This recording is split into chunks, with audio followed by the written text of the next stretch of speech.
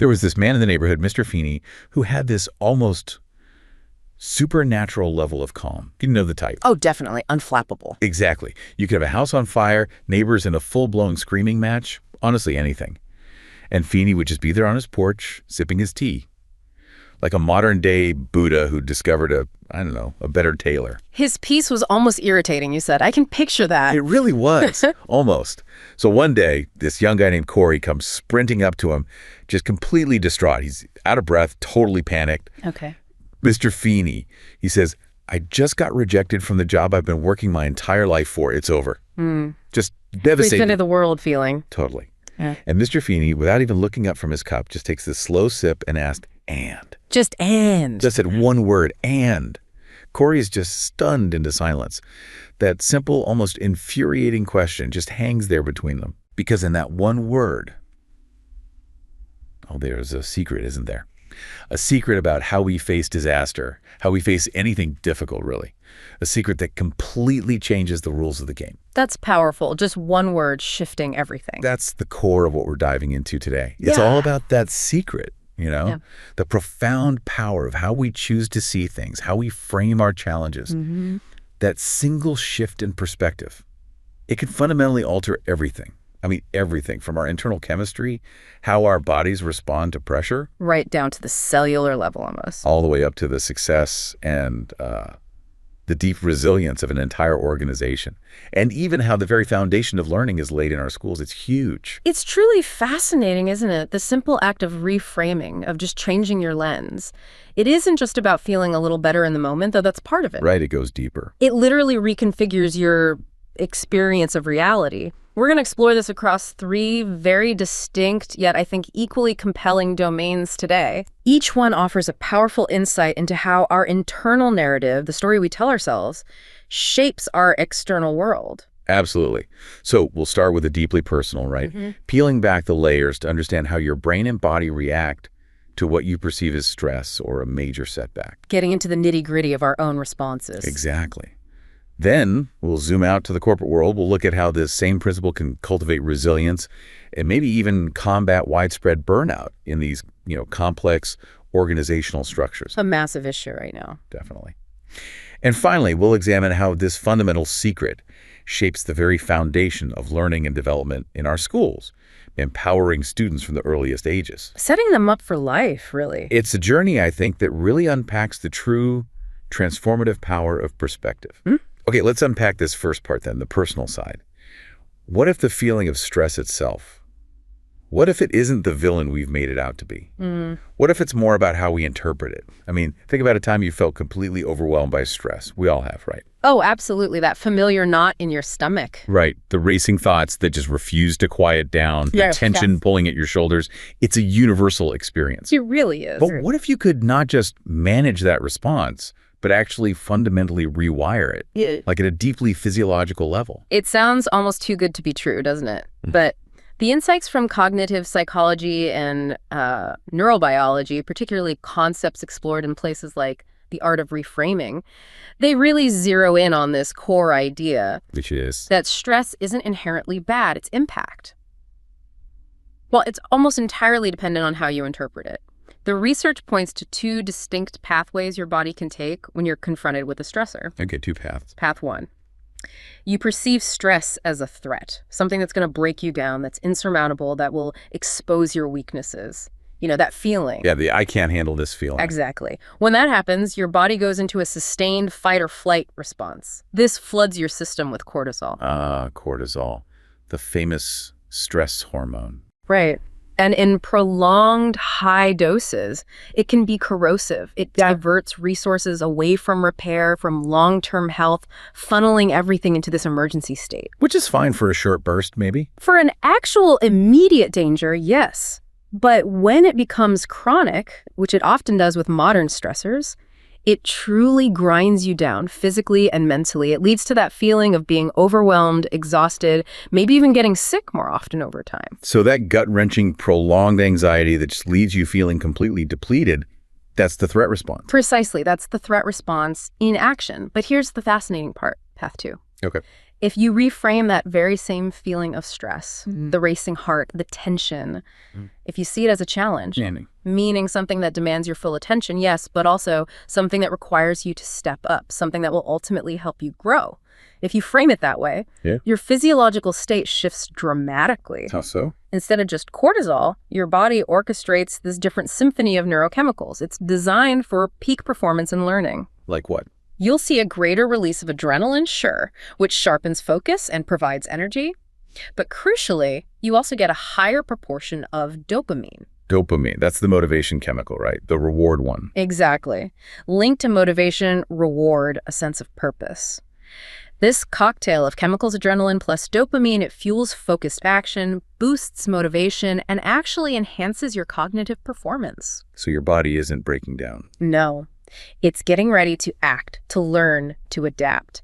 Every time you choose that challenge response, consciously or unconsciously, you're not just surviving, you're essentially optimizing your internal chemistry for growth.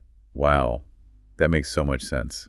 It's not just about trying to feel better in the moment, is it? It's about literally changing your body's operational mode. That's a great way to put it. Operational mode. Think about public speaking. Such a common stressor, right? Yeah. The first time you have to step up to a podium, maybe you're thinking, oh no, I'm going to mess up. Everyone will judge me. My voice is going to crack. The internal monologue of doom. Totally. You feel those nerves, the butterflies, the shaky hands, and they just crush you. They paralyze your ability to think clearly. Been there. But what if you shift that internal dialogue? What if you tell yourself, okay, I'm nervous, but that's because this matters to me. My nerves mean I care deeply about what I'm about to say. And that energy, this feeling, can actually fuel my delivery.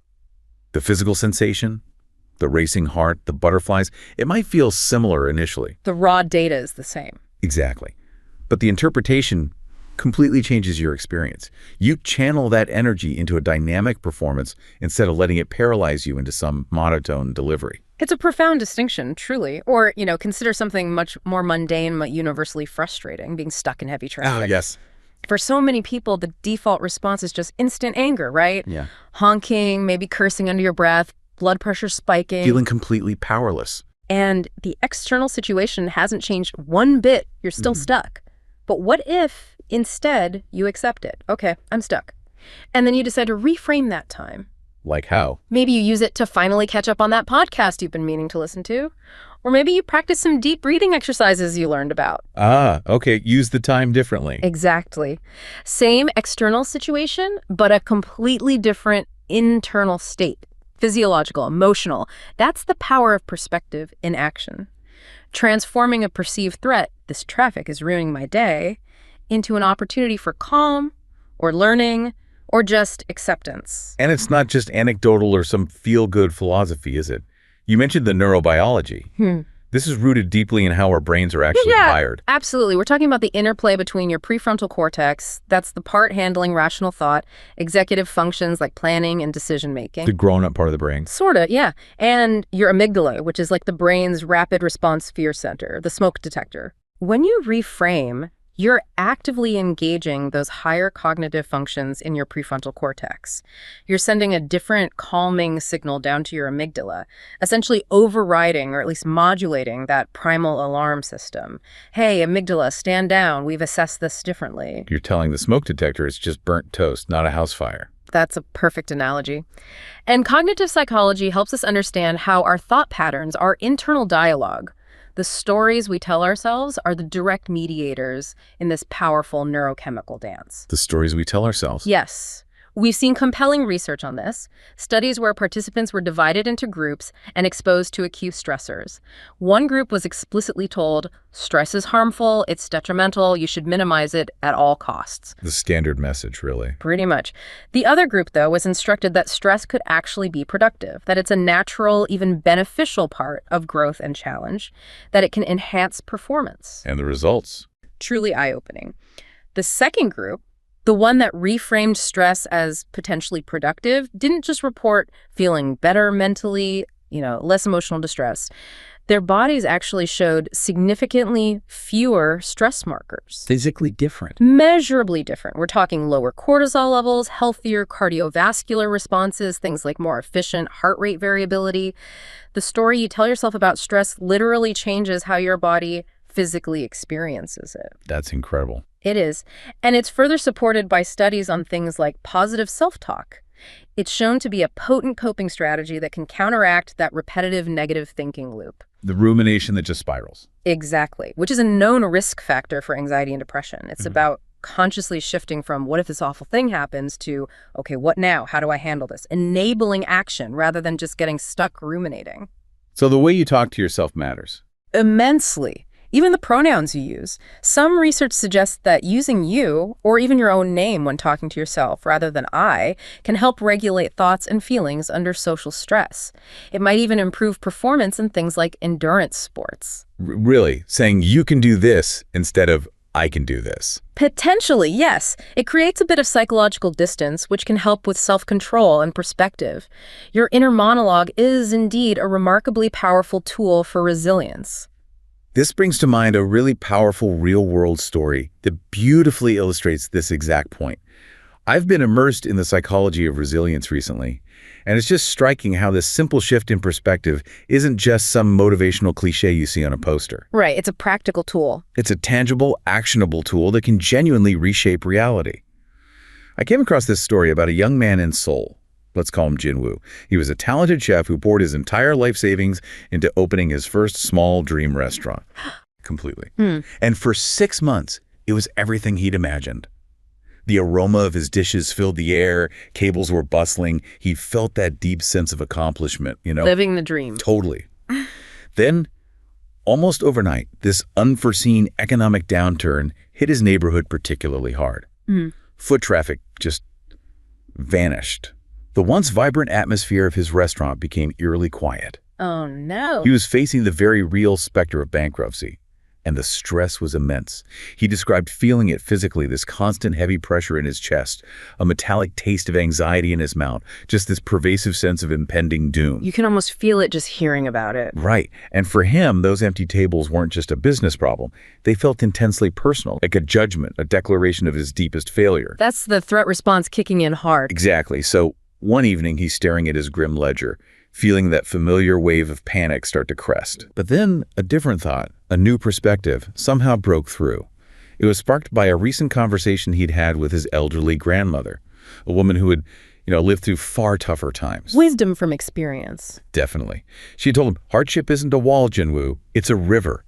You can't break it. You must learn to swim with the current. Wow. Simple but profound. It resonated deeply with him. He began to actively reframe the problem, the stress. He started to see it not just as a threat designed to incapacitate him, but as raw energy, a powerful, undirected force that maybe you could harness. Shifting from victim to something else. Right, and the problem wasn't simply no customers. He realized it was more nuanced. The customers are still there, they're just at home now. Ah, okay. Subtle but crucial difference. This cognitive shift opened up a new pathway. He pivoted. He transformed his kitchen into a high-end home delivery service. He focused on creating these exquisite restaurant-quality meal kits, something people couldn't get from the typical delivery apps. He emphasized the experience, the craft, the unique ingredients. Adapting to the new reality. Exactly. Now, the physical stress didn't vanish entirely. He was working incredibly hard. But its nature transformed. How so? That nervous, corrosive anxiety that had paralyzed him. It was replaced by the exhilarating exhaustion of creation, of innovative problem solving, of sheer hard work. He was still fighting, yes, but now he was fighting for something new, a new vision, rather than just fighting against failure. That's such a key distinction, fighting for versus fighting against. It changed everything for him. What's truly powerful about Jinwoo's story is precisely that how his shift wasn't merely mental gymnastics. It manifested as a tangible physiological change. You can almost see it. Well, you could infer it, right? When he perceived his situation as undeniable failure, his body was trapped in that destructive threat response, likely flooding his system with cortisol, inflammatory markers, draining his energy, clouding his judgment. Stuck in that loop. But by reframing it, seeing it as a challenge, an opportunity to innovate, to adapt, he quite literally altered his body's internal chemistry. That initial stress, instead of causing paralysis, was channeled into adrenaline and dopamine, fueling action, creativity, persistent effort. He activated his body's growth or challenge response. So the energy went somewhere productive. Exactly. And the key takeaway here isn't that he magically changed the external reality. The economic downturn was still very real. He couldn't wish it away. No, but his internal response transformed his capacity to navigate it.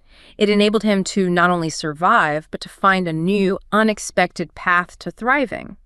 He didn't eliminate the problem. He redefined his relationship to it and adapted. That is the very essence of human resilience. That's such a profound demonstration on the personal level. It really makes you wonder, doesn't it? If one individual can reprogram their internal chemistry and pivot so dramatically, can this intensely personal alchemy scale up? Interesting question. Can the power of reframing transform the collective anxiety of an entire organization facing seismic shifts? What does this mean for the bigger picture, for corporate environments? That's a crucial question, absolutely. And it brings us right to a topic that's becoming an increasingly urgent global concern: burnout in the workplace. It seems to be everywhere you look. It really does. And it's not just about individual employees feeling tired or disengaged. It has severe systemic consequences for both the employees and the employers. Like what specifically? We're talking about increased risk of depression, cardiovascular problems for employees, and for the organization, high absenteeism, lower retention, and of course, a significant hit to productivity and innovation. It's a heavy, unsustainable toll on everyone involved. Which makes finding scalable, effective solutions really paramount. Exactly. And this is where innovative approaches like acceptance and commitment therapy, usually called ACT, and the related concept of psychological flexibility offer such a promising path forward. ACT and psychological flexibility. Tell me more about those. Sure. Psychological flexibility. Imagine your mind isn't like a rigid iron bar that just breaks under pressure. Instead, picture it more like a flexible bamboo shoot that can bend gracefully in the wind. Okay, I like that image. Bending, not breaking. Precisely. It's the ability to be present with your thoughts and feelings, even the uncomfortable ones like stress, anxiety, frustration, without getting totally caught up or controlled by them. It means you can still choose actions that align with your deepest values, even when fear or uncertainty is present. So not eliminating stress, but navigating it skillfully. Exactly. And ACT is a therapeutic approach that specifically aims to build that flexibility. There was a recent field study by Archer and colleagues published just this year, 2024, that provides a truly intriguing example. What did they do? They conducted a study with an entire regional workforce, all 504 employees of a large innovation and manufacturing organization. Quite a large scale. Wow. The intervention was a brief, targeted, ACT-informed training. The central idea, the hypothesis, was that increasing employees' psychological flexibility would act as a powerful resilience factor against job burnout. So they were essentially trying to equip hundreds of people with these mental tools before burnout hit, or to help them manage it better if it was already there. Exactly. A proactive approach, or at least an approach aimed at building coping capacity. And what did they discover? Yeah. Were they able to shift the mindset, the flexibility of hundreds of employees effectively? They absolutely did see results. Over a 3-month period, the participants reported a small but statistically significant increase in their work-related psychological flexibility. Okay, small to significant. Right. And did that translate into real benefits? Yes. This boost in flexibility was associated with tangible and incredibly valuable outcomes. Improved stress resilience overall, a notable reduction in exhaustion, a key component of burnout, and an increased sense of personal accomplishment at work. That's huge for morale and productivity. Absolutely. And what's particularly noteworthy, I think, is that the positive impact was most pronounced among those employees who had higher baseline levels of exhaustion to begin with. So it helped the people most at risk the most. It suggests that, yes, it seems especially beneficial for those potentially on the brink of or already experiencing significant burnout. This study really points towards a potentially scalable, proactive solution for organizations grappling with this pervasive issue. That's a fantastic point, that it targets those who need it most. Yeah. And it brings me to a powerful example I heard about, illustrating exactly this kind of strategic implementation in a real company. It came from a contact who works in management consulting over in Germany. Okay. It was about a mid-sized manufacturing company that was facing a really brutal restructuring. New automation technologies were coming in, robots and advanced machinery. The kind of change that often sparks fear. Exactly. The corporate environment was described as absolutely toxic with fear. Employees didn't see these new machines as tools to help them. They saw them purely as their replacements, an existential threat to their jobs, their livelihoods. Understandable, but also paralyzing. Totally. And as a result, burnout was rampant. They felt forced to work alongside the very technology that made them feel obsolete and powerless. Productivity, as you'd expect, plummeted. A downward spiral. Right. So a new floor manager, a sharp woman named Anja, was brought in to oversee one of the most struggling departments. Now, instead of delivering the usual corporate speech about efficiency targets and cost-cutting, The standard playbook. right, she held a pivotal team meeting. And she put up a slide with a simple, yet completely perspective-shifting statement. It said, "The robots are here to do the boring work so we can finally do the important work." That's a brilliant reframe. Isn't it? She completely reframed the entire situation for her team. Their new role wasn't to compete head-to-head with the machines. It was to evolve, to become the strategists, the problem solvers, the creative force that a machine could never replicate. Shifting from threatened cog to essential human intelligence. Precisely. And to solidify this, she implemented something called Innovation Fridays. On these days, her team's sole job was to find ways to break the automated system, to identify its vulnerabilities, its limitations, or to figure out how to improve its efficiency. Making them the masters of the technology, not its victims. Exactly. The mood in the department began to shift almost immediately. That pervasive sense of dread started to be replaced by this culture of competitive, adaptive problem solving. They stopped seeing the change as just a crisis, but rather as a kind of promotion. A promotion for their collective human intelligence, a challenge that actually unlocked their creativity. This is just a masterclass in how to implement strategic mindset changes within a corporate setting. Anja's leadership perfectly illustrates the principles of adaptive leadership. Adaptive leadership. Tell me more about that. Well, thinkers like Ronald Heifetz at Harvard have articulated it really well. It's essentially about mobilizing people to tackle tough challenges and actually thrive in changing environments. Anja understood intuitively, it seems, that you don't just demand resilience or productivity, you have to create the conditions for them to flourish. Setting the stage. Exactly. By reframing the team's relationship with the new technology, she directly mitigated a major source of their burnout, that crippling feeling of powerlessness and obsolescence. She didn't ignore the change, she redefined its meaning for her team. So she turned that perceived existential threat into a genuine opportunity for growth and empowerment for the whole team. Precisely. Her approach aligns beautifully with several key adaptive leadership principles. First, and maybe most fundamentally, she demonstrated embracing a growth mindset herself and fostered it in her team. Seeing the change as opportunity. Right. Viewing the incoming automation not as an intractable enemy, but as an opportunity for learning, reinvention, collective evolution, she fostered a culture where experimentation, especially during those Innovation Fridays, wasn't just tolerated, but actively encouraged. Failures during those sessions were seen as valuable data, valuable feedback, not dead ends. Learning from trying things. Exactly. Second, she excelled at communicating clearly and often. That simple statement, "The robots are here to do the boring work so we can finally do the important work," that provided incredibly clear, consistent communication. It wasn't just information, it offered a new, compelling narrative. It shifted understanding, significantly reduced that widespread fear, and aligned the team towards a shared positive vision. Be giving them a new story. A powerful one. Third, and this is critical, she focused on empowering her team. Anja didn't try to be the sole genius problem solver. She delegated authority and intellectual ownership by making her team the masters of the technology, tasking them with improving and even breaking the system. She gave them agency. Precisely. It fostered a profound sense of ownership and encouraged collective problem solving, unlocking their full creative and intellectual potential. And finally, she ensured the team was staying agile. How so? That continuous effort to break and improve the automated system kept the team flexible, adaptable, highly responsive to new information and unexpected challenges.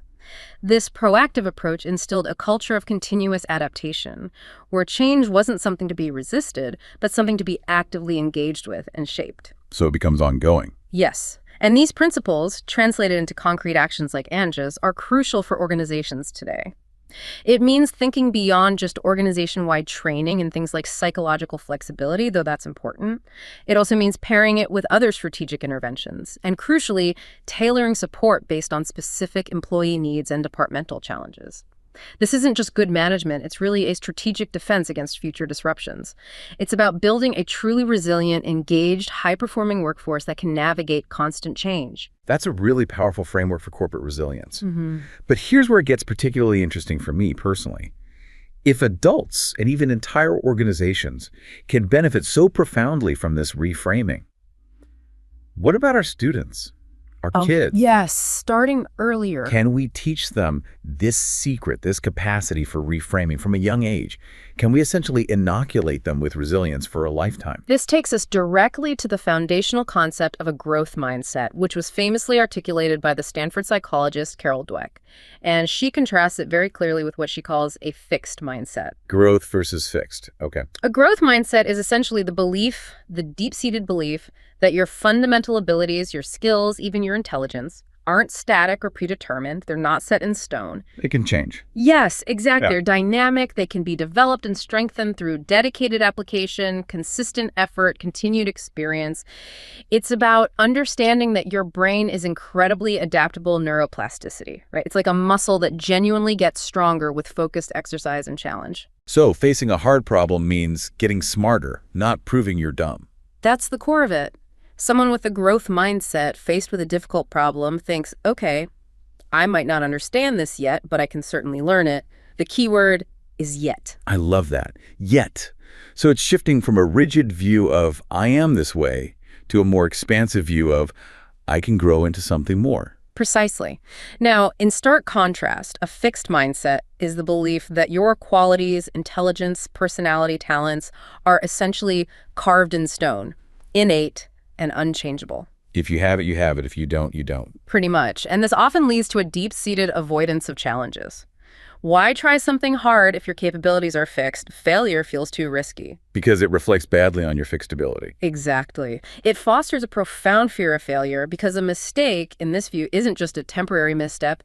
It feels like a permanent judgment of your inherent ability. Proof that you're simply not smart enough or not talented enough. That sounds incredibly limiting. It is. But the truly exciting part of this, from a scientific perspective, is that the brain's incredible neuroplasticity actively supports the growth mindset.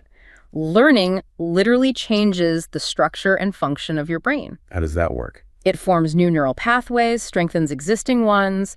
It's like your brain is constantly sculpting itself based on your experiences, your efforts.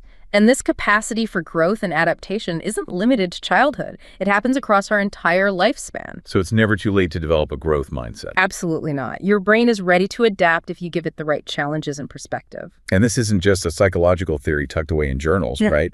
It's something that progressive schools are actively working to integrate through social and emotional learning programs, SEL. Yes, exactly. SEL is increasingly seen as an integral part of holistic education and human development. It's really about equipping young people with the essential knowledge, skills, and attitudes to navigate life successfully. Beyond just academics. Way beyond. It helps them develop healthy identities, learn to manage their emotions effectively, which is crucial for learning, by the way, set and achieve personal and collective goals, show empathy for others, build and maintain supportive relationships, and ultimately make responsible and caring decisions. It sounds like the foundation for being a well-adjusted human being. It truly is. And the research consistently supports the positive outcomes of robust SEL programs. We see better academic performance because emotionally regulated students are simply better learners and significantly decrease stress and anxiety among students, leading to improved mental well-being overall. So it helps them learn and cope. Precisely. It's about giving them the fundamental tools to thrive, not just in the classroom, but in every aspect of their lives. It sets them up for academic success, yes, but also for fulfilling careers down the line, for healthy relationships, for engaged civic participation. Many educators now really see SEL as the crucial missing piece in traditional education. It addresses that holistic development beyond just cognitive skills, fostering the kind of resilience they'll need to face an increasingly unpredictable world. That brings us to a really moving story that encapsulates this beautifully. I saw a post online from a dedicated teacher in a public school in Chicago. It was incredibly poignant. Okay. He talked about a student, a quiet 14-year-old girl, let's call her Maria. Yeah. She was exceptionally bright in math, like really gifted, but she was absolutely terrified of making mistakes. The fixed mindset trap again? Textbook case, it sounds like. If she didn't grasp a problem or a concept immediately, she would visibly just shut down. She saw any struggle as irrefutable proof that she wasn't as smart as everyone thought she was, that her intelligence was this fixed, fragile thing that could shatter with one wrong answer. That's heartbreaking and so limiting for her potential. Absolutely. So during a particularly challenging unit on algebra, the teacher noticed Maria on the verge of tears. Her textbook was open, but her mind was clearly elsewhere, just trapped in that cycle of fear and self-doubt. What did he do? Instead of simply offering her the answer or giving her a quick fix to make the feeling go away, he sat beside her. And with a calm, encouraging tone, he said something like, "Maria, I want you to see this problem not as a test of your intelligence, but as a puzzle." Shifting the frame right there. Exactly. He continued, "The answer isn't the most important part right now. The struggle. The part where your brain feels tangled up, like a knot you're trying to untie. That's the feeling of your mind getting stronger. It's like a muscle being exercised. Each attempt, even the wrong ones, is just a rep that builds your intellectual strength." Wow. Connecting struggle directly to growth. That's powerful. And he didn't just say it. To reinforce this revolutionary idea, he introduced a new grading policy for the whole class. Okay. Get this. 25% of the grade for a problem was for the right answer. But a significant 75% was for showing productive failure. Productive failure. I love that term. Isn't it great? It meant showing the visible work, the erased attempts, the different strategies they tried that didn't quite work out. He made it a point to celebrate wrong answers that came from an interesting line of thinking, more than he celebrated right answers that seemed to come without any apparent effort or struggle. He was grading the process, the learning, not just the product. Exactly. And for Maria, this was nothing short of revolutionary. That crushing fear of being wrong, of looking stupid, it was lifted. She started filling pages with attempts, not just neat, correct answers, a visible, tangible record of her effort, her perseverance. Her setbacks were no longer these moments of shame or proof of inadequacy. They became points on her map. Exactly. Points on her map toward genuine understanding. This story, it's just a masterclass. It shows how to teach not just math, but resilience itself, baked right into the pedagogy. That's brilliant, isn't it? By consciously reframing mistake as productive failure, this teacher was quite literally helping to rewire Maria's cognitive approach to learning. He showed her, and the whole class, that the process, the struggle, the perseverance, that's precisely where the real growth happens. Not just something to get through to the answer. No, it is the learning. He shifted her focus from the outcome, that single right answer, to the effort and the learning journey. And that's where neuroplasticity truly kicks in, strengthening those neural pathways through effortful practice. Making the brain stronger. Absolutely. This approach empowers students. It helps them see setbacks not as dead ends, but as invaluable opportunities for developing new strategies, for strengthening their mental muscles. It builds a truly resilient foundation that will serve them far, far beyond the confines of the classroom. It instills the understanding that learning isn't just passive reception of facts, but an active, often messy process of construction and adaptation. And, it's not just about the students benefiting from this mindset shift.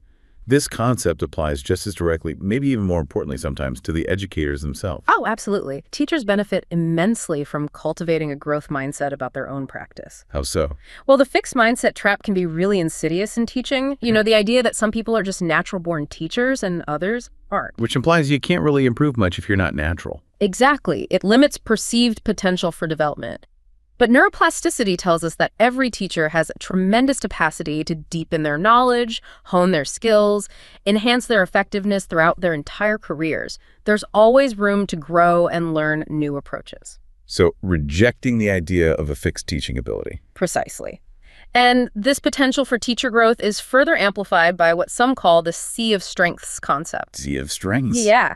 It refers to the power unleashed when teachers are given real opportunities, both formal and informal, to collaborate, to truly work together, not just teach in adjacent rooms. Like co-planning lessons. Yes. Or developing new instructional strategies together, designing assessments, even analyzing student work together to identify common misconceptions and brainstorm solutions. Imagine a group of teachers sharing insights about a particularly challenging student, or figuring out creative ways to explain a complex topic. Pooling their collective wisdom. Exactly. The shared knowledge of students, content, diverse teaching strategies, it creates this powerful, synergistic pool of resources. It fosters collective expertise, strengthens the professional community, and ultimately leads to a much more significant positive impact on student learning outcomes. It's leveraging the power of collaboration to foster growth in every individual teacher, which then lifts the entire system. So it's not just about individual teachers trying to improve in isolation, but creating an entire culture of growth within the teaching profession itself. That makes a lot of sense. What are some of the practical, actionable steps then for promoting this growth mindset among teachers, moving beyond just talking about the concept? It really starts with meticulous planning and clear intention. First, you need to establish clear intent. Teachers, ideally collaboratively, need to agree on the specific positive changes they expect to see in their practice, in student outcomes, and then commit unequivocally to the work required to achieve those changes. It can't be vague. Yeah, clear goals. Second, it's crucial to develop a robust action plan. This involves making individual and collective goals public, perhaps within the team or school, which fosters accountability. It also means identifying strong support systems. Is it mentorship, peer coaching, professional learning community? Busing backup. Yes. And critically, these goals need to be SMART goals, specific, measurable, attainable, relevant, and time-specific. Vague goals like get better at teaching math are useless. Think of it like preparing for a rocket launch that careful, detailed planning in the early stages makes the actual implementation far smoother and much more likely to succeed. Laying the groundwork properly. Absolutely. Then, once that meticulous plan is set, it's all about disciplined action and continuous iteration. The third step is obviously taking action. With the comprehensive planning done, the implementation should be systematic, intentional, follow the plan. But things rarely go exactly according to plan. Right. Exactly right. The journey of professional growth is almost never linear. There will inevitably be unexpected setbacks, plateaus, challenges that pop up. So the fourth step, charting course corrections, is absolutely vital. Adapting on the fly. When slips or difficulties happen, the most effective approach isn't to just give up. It's to persevere, maybe revisit the original goals to remind yourself of the why, and then critically identify the necessary adjustments to get back on track. It's about adapting, not abandoning. Learning from the difficulties. Precisely. And finally, and perhaps one of the most challenging aspects, is persisting for continued progress. A common obstacle to long-term change and sustained growth in any field, especially education, is dwindling commitment or succumbing to initiative fatigue. Chasing the next shiny object. Exactly. It's really important for educators and leaders to maintain focus on ongoing projects, to refine and deepen existing efforts, rather than constantly chasing the next big thing or abandoning promising initiatives too soon just because they hit a bump. This continuous cycle plan, engage, evaluate, refine, creates a sustained culture of growth for educators. It ensures that resilience and adaptability aren't just things being taught to students, but are deeply embodied within the school system itself. Wow. So from Jinwoo's kitchen there in Seoul, pivoting his entire restaurant model during that economic downturn, Finding a new path. to Anja's factory floor in Germany, transforming the perceived threat of automation into essentially a promotion for collective human intelligence. Mastering the machines. To Maria's classroom in Chicago, learning to see mistakes not as crushing failures, but as productive, essential steps towards understanding. Embracing the struggle. The message, when you lay it out like that, is undeniably clear, isn't it? That potent "and" from Mr. Feeney. It isn't just about facing disaster. It's about fundamentally transforming it. It really is. And if we connect this all back to the bigger picture, what's truly fascinating is the profound and, frankly, universal applicability of this principle of reframing. It works everywhere. It seems to, whether it's the precise physiological response to stress happening at a personal neurobiological level, or the adaptability and sustained resilience of a global organization navigating massive market disruptions and technological shifts, or a child's fundamental approach to learning and academic setbacks. In all those cases. The internal narrative, how we choose to see and interpret a challenge, that seems to be the ultimate lever for change. It doesn't magically alter the external reality itself, let's be clear. The downturn still happens, the robots still arrive, the math problem is still hard. Exactly. But it profoundly changes your internal experience of that reality. And crucially, it changes your capacity to effectively navigate and even thrive within it.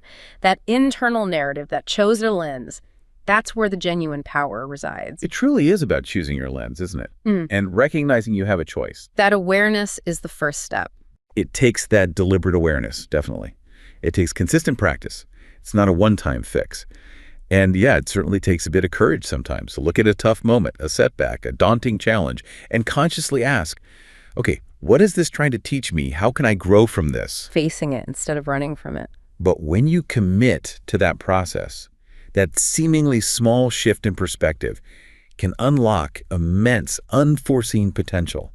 It really is about choosing to see the forge, the intense heat and pressure, not as a place of destruction, but as the intense, transformative process of becoming a diamond. That's a beautiful way to put it. Challenges. In that light, they really are training grounds for wisdom, aren't they? And a reframed perspective. Well, it feels like our most powerful tool for shaping a resilient future, for ourselves and for others.